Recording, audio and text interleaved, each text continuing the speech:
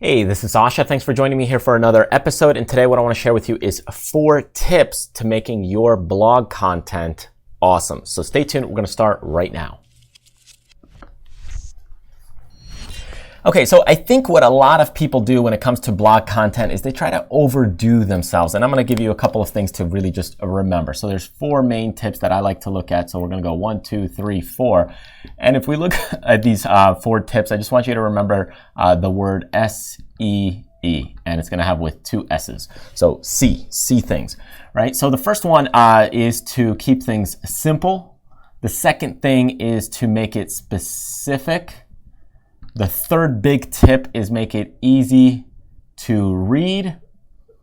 And the fourth big tip is eye-catching. Okay, so these are kind of my main 4 tips. Of course, there's many other tips out there that you could go ahead and implement, use, and so forth. But when you look at a blog post and a piece of content, if you have kind of these 4 components, you're 80 to 90% of the way there. There's always little things you could do and little tidbits, but you know, that's just constantly evolving the process. So number 1, keeping it simple. Some people, what they do is they try to have long posts. Let's say it's 10,000 words. And that's just sometimes too long for a lot of people. Many people, if you're looking at a recipe, they don't want to know the history of that recipe. They don't want to go ahead and know what your grandma used to do instead of what you're doing. Instead, what they want to do is they want to get to the recipe. That's their goal, is get to it. So they want to go ahead and get to the point, get the recipe, and make it themselves. Also, get specific. So along with keeping it simple, be specific. So if you're starting to go on tangents here and there, and I know we tend to do that because we're having a conversation with people, we're having a dialogue, but it's okay to go a little bit, but sometimes people go way beyond their core content, and I do that as well from time to time. It's just natural way of communication. You get into some tangents here and there. So stay specific, stay on topic. But also this means digging deeper. So if you're trying to cover, let's say, how to make money, well, there's millions of ways to make money. But now how to make money on YouTube, okay, you're getting more specific. How to make money on YouTube without filming videos. How to make money on YouTube by outsourcing on this one website. Now you're getting more specific, more laser targeted, and more focused. And that is really what I'm looking at and honing in when I'm talking about specifics. How to do X, Y, and Z with this tool or with something like that. The third thing is easy to read.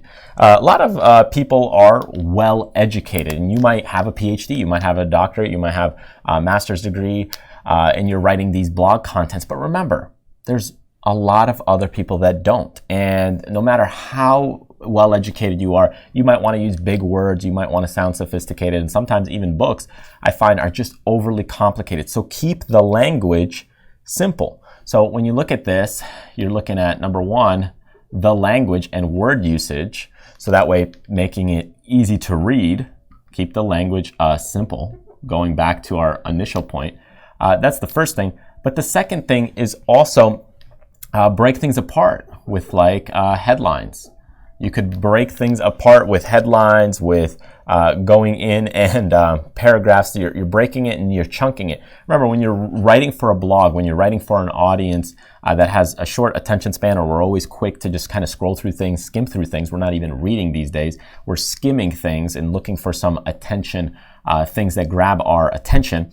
What we want to do is make it simple, make it to the point, use emotional hot trigger words that also catch people's attention, but easy, short paragraphs. Doesn't have to be a formal dictation paragraph that's 20 lines long. It just has to be kind of easy to read and simple. And number 4, when you're looking at eye-catching, so here, use visuals. Okay, so when you look at visuals, go ahead and include images. So for example, like what we do with this post, this video content, we'll go ahead and extract the screenshots, and that makes things a little more visually appealing. So now that you have visuals, but eye-catching could also mean bold some things, highlight some things. It could be use italic. So there's a lot of different ways to go ahead and do that. Headings as well. Catch attention just like they do with making things easy to read, but they grab attention, making it eye-catching and making things simple. So let me go back to the screen and I'll share with you kind of an example post that we kind of do. Of course, you could always get more specific on some of these things when you're looking at any one of these areas, but let's say specificity right here, you could go ahead and include your affiliate links in here. You could go ahead and include podcasts to go ahead and make things easy to, instead of read, easy to digest. So adding in the audio version of it or the audio element so people could go ahead and listen to it on the go or in their car. Anyways, let's go to the screen and I'll share with you a quick little example. All right, so here we are back on screen. This is our website, backstageincome.com, so you could go ahead and check that out. And of course, feel free to go ahead and check out some of the freebies that we have. So if you go into the freebies, there's a ton of great freebies you could just download absolutely free. So go ahead and check that resource out right there. Now, if you go through some of the content that we have, we're usually always delayed on the words or the actual blog content from the video, because the video comes out first and then the blog content. So I'll share with you one from the past. Here is one setting up a 1-800 number that you could go ahead and check out in the blog section. So if you go ahead and click through, you can see we have a video, so that makes it kind of appealing. Here's a heading, which again breaks the content up, gathering the attention. And then we keep the paragraphs very short and to the point. And this is really an extraction of a lot of the words that are said throughout the video, because sometimes search engines want it, sometimes people just want to read, they don't want to watch the video.